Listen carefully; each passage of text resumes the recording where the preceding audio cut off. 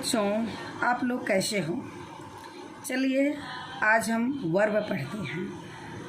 Verb का मतलब होता है क्रिया। वर्ब शब्द जो है वो लैटिन भाषा से निकल कर आया है। लैटिन भाषा के वर्बम शब्द से निकलता है जिसका अर्थ है ए वर्ड। चलिए इसको देखते हैं। वर्ब माने क्रिया। वर्ब क्रिया लैटिन भाषा में शब्द वर्बम से निकलता है जिसका अर्थ है ए वर्ड, एक शब्द। वर्ब से कार्य का करना या होना स्पष्ट होता है। A verb is a word that tells और asserts something about a person or thing. Verb comes from the Latin verbum a word. It is so called because it is the most important word in a sentence. Verb के दो part होते हैं, main verb और auxiliary verb. Main verb के भी दो part होते हैं, ट्रांजिटिव वर्ब और इंट्रांजिटिव वर्ब।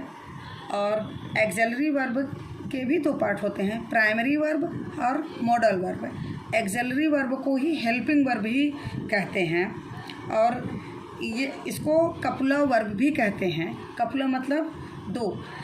इसमें कपुलर वर्ब इसलिए कहा जाता है क्योंकि एक्सेलरी वर्ब जो होती हैं कभी कभी ये मेन वर्ब भी हो जाती हैं और कभी कभी ये हेल्पिंग वर्ब भी हो जाती हैं। ये दो तरीके के रोल अदा करती हैं, इसीलिए इसको कपुलर वर्ब भी कहते हैं, हेल्पिंग वर्ब भी कहते हैं, इसको एक्सेलरी वर्ब भी कहते हैं। इसलिए आपको कहीं वर्ब के दो पार्ट दिखे, मेन वर्ब और हेल्पिंग वर्ब, तो उसमें कंफ्यूज मत होइएगा।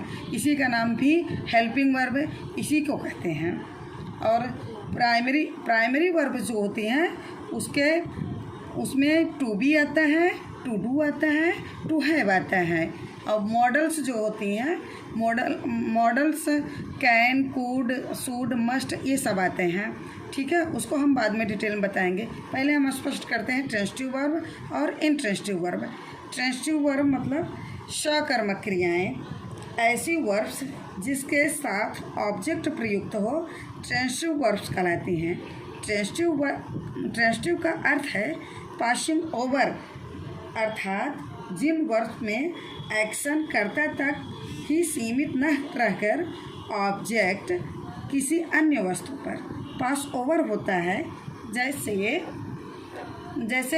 Ram hits a ball. तो राम हिट्स ए बॉल, तो राम ने जो काम किया वो एक्शन बॉल पर हुआ। राम हिट्स ए बॉल, तो उसका एक्शन अगर बॉल नहीं होता तो उसका एक्शन किस पर होता? तो यही होता है पास over.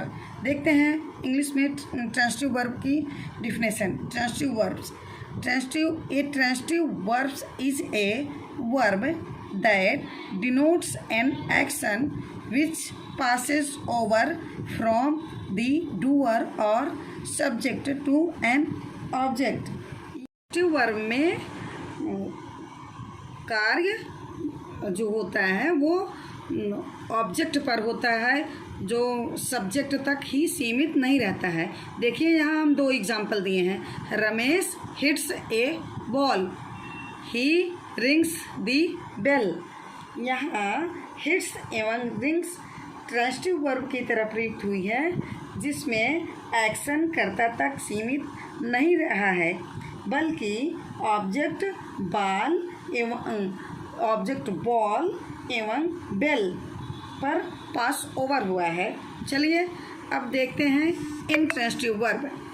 N intransitive verb is a verb that denotes an action which does not pass over to an object or which express a state or being, as he sleeps in the bed, Shyam speaks loudly.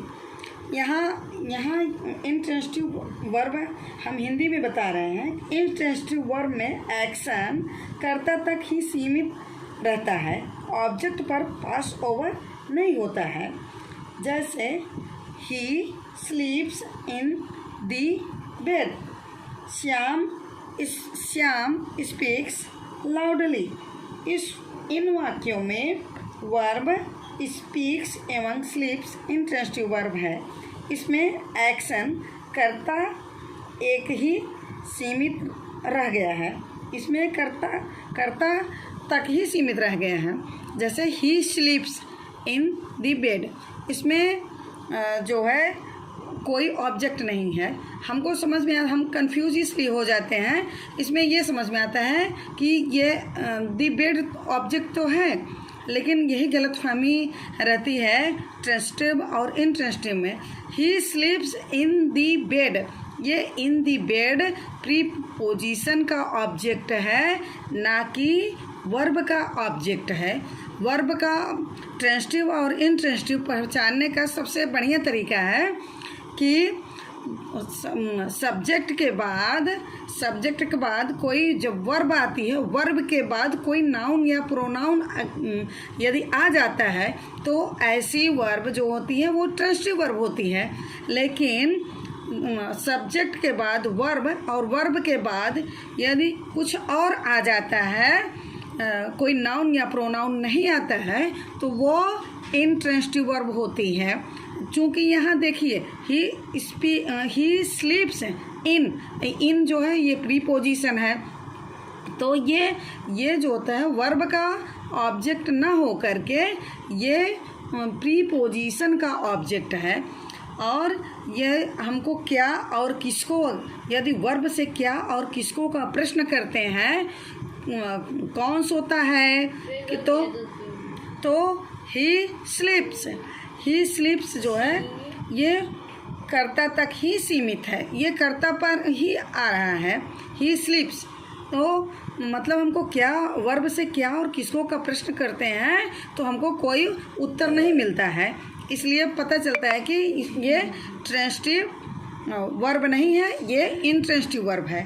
Shyam speaks loudly, अब यहाँ हमको confusion होता है कि speak के बाद तो कोई वर्ड है, तो यहाँ श्याम स्पीक्स लाउडली, ये क्या और किसको का वर्ब से क्वेश्चन करते हैं तो हमको कोई आंसर नहीं मिलता है। हम ये एडवर्ब है, क्योंकि वो कैसा श्याम कैसा बोलता है तो श्याम लाउडली बोलता है। इस चीज़ का कैसा का उत्तर मिल रहा है, ये वर्ब की विशेषता बता रहा है, ये यहाँ ये ऑब्जेक्ट नहीं है। चलिए ठीक है, आगे भी हम वर्ब पर और डिटेल में बताएंगे। अभी ट्रांसिटिव और इंट्रांसिटिव कर 2-3 बार आप वीडियो देख लीजिए, स्पष्ट हो जाएगा। और कमेंट बॉक्स में बता दीजिएगा कोई आपको जहाँ कन्फ्यूजन हो, ना समझ में आया हो तो हम फिर से समझा देंगे। Okay, bye bye.